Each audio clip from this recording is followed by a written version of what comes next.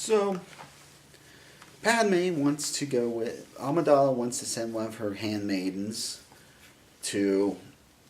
It's Padme. Amidala's Padme. If you don't know this, spoilers. Padme and Amidala are the same person. The person who's masquerading as Amidala is her bodyguard. So, um, so, she wants to go check out the planet. Why? It's a dust ball. And I think I'm being nice to that, saying that. But anyway. So she goes with her team, with Qui-Gon and them. And they they go into, I don't know what the fuck, town. I don't give a shit. Find Watto, who starts bartering with Qui-Gon, and Qui-Gon's like, Republic credits will do fine. No, they won't. Republic credits will do fine. How many times you'll try and do this? You insane? Annie's putting the moves on 9-year-old Annie.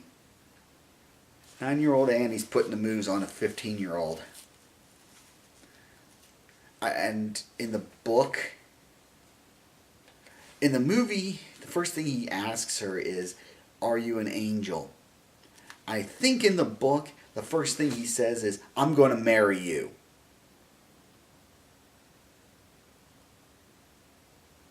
No joke. If I'm remembering that right, I'm pretty sure. Maybe it wasn't the first thing, but something he said to her basically amounted to, "I'm going to marry you." Stalker. Wow.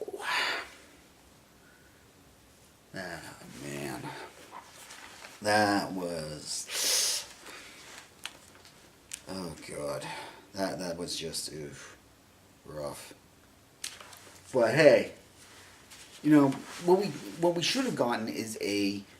Now, here's how I would have done this thing. What I would have done would be having a talk between Anakin and Padme, where they're actually talking. They're getting to know each other. They're freaking about as much as you can as a 9-year-old who just freaking told a 15-year-old he's going to marry her. Yeah. Creepy. However, what happens? So, let's take out the fact of Qui-Gon talking with Watto. Let's put that off the side. What do we have from Padme and Anakin? Outside of just saying, "Are you an angel?" The only other thing he says to her, and this really would have been nice with some context, is, "I wouldn't have lasted so long if I wasn't good with mechanics." It's like, okay, would have been nice to know what this whole conversation was about, but what is the rest of the scenes about? Basically, Jar Jar screwing around. Because we have to be reminded that Jar Jar is still a thing and still there. Jar Jar is messing with a robot. Hit it in the nose. Oh! And after that he says, I wouldn't have lasted as long thing, Jar Jar's freaking suddenly just comes into the view, blocking him and her juggling stuff. It's like, Lucas, why didn't you have her asking what he... Oh, I forgot. She did say something. She does ask him about being a slave, and he makes a comment, he's not a slave, he's a person. which right there, that should have been a key point, but never is. Oh, God. Like, I got my nose. Anyway, oh, man. The Watto scene. The Watto scene, which is a direct, actually caused by Jar Jar being fucking Jar Jar and Goofy times 20. It's like, I don't think, honestly, can someone tell me if Goofy, Mickey Mouse is Goofy, if he was this freaking bad? I don't think so. I don't think he was this much of a tone killer or a scene stealer.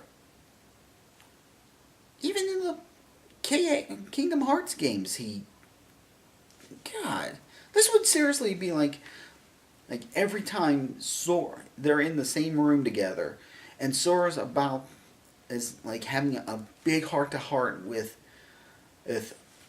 whoever, Kyrie or anyone, and then Goofy just comes around, is just freaking trying to get all of his weapons on, and he's juggling them around, or oh my God, it is really that level of stupid. Jar Jar needed to be toned down. He really did. So anyway, Sebulba. I'll get to Sebulba later.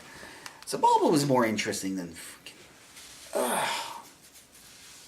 they give him more attention than they gave the whole Anakin Padme thing.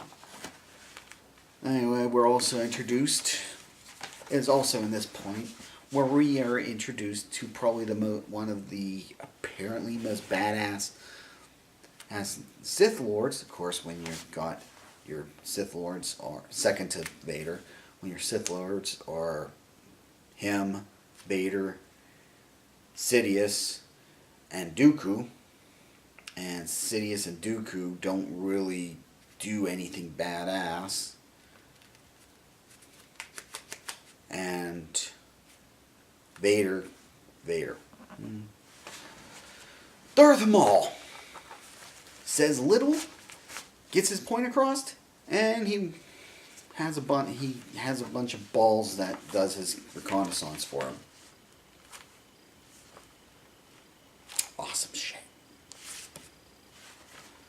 But he doesn't do anything badass yet. Okay. So Anakin, after the Sebulba incident, Anakin takes everybody to see his mom, where we're introduced to Shmi and C-3PO. Because why not? Why not? You know? Shmi's basically frickin'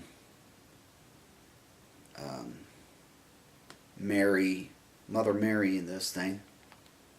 So she birthed him, raised him.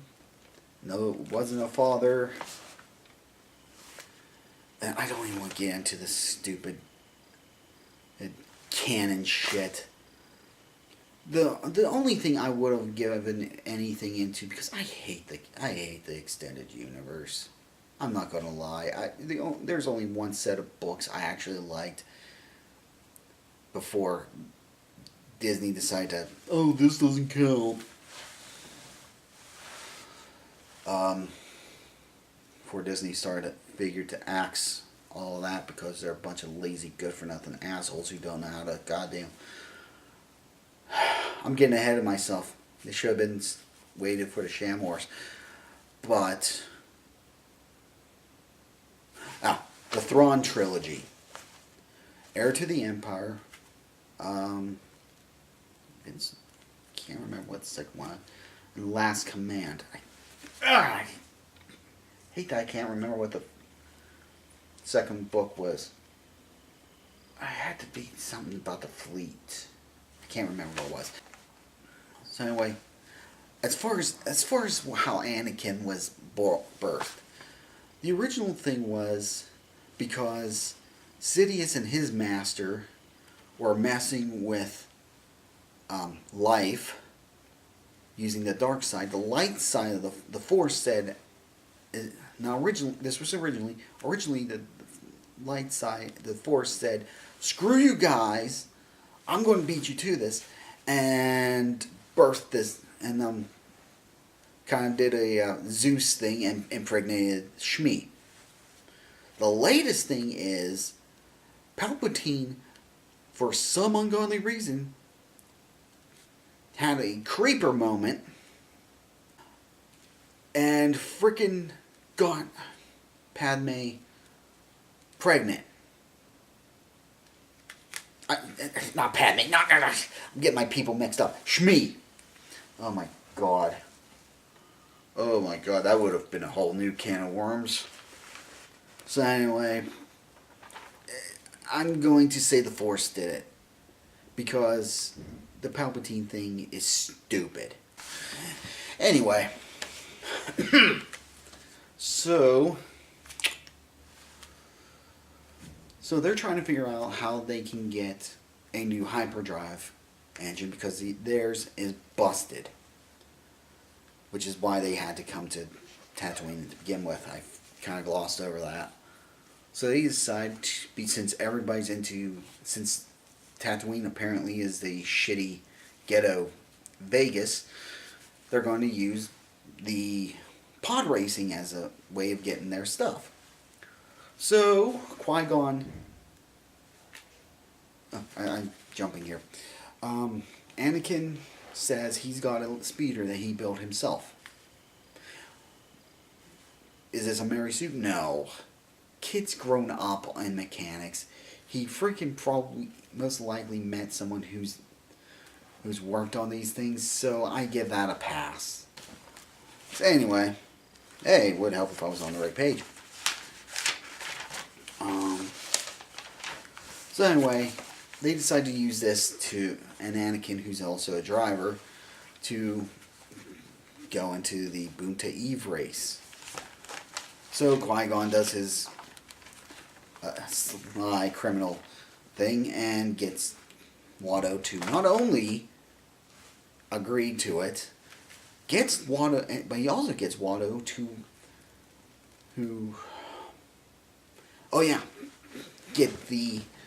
pay for the fee, the entry fee. That's what I was thinking. Ugh. Smooth. What is it with, Qui-Gon's got to be the biggest con man in the Jedi, or at least he's really close, because later on, he freaking enlists when he's trying to free the Anakin, he bets the speeder. He bets Anakin's speeder to free him. Oh boy. Okay. He bets someone else's money, or items in this case. God. Wow. What a jackass. And then he manipulates things. So not only does Qui-Gon have no problem manipulating people to do what he wants them to do, but he also cheats at gambling.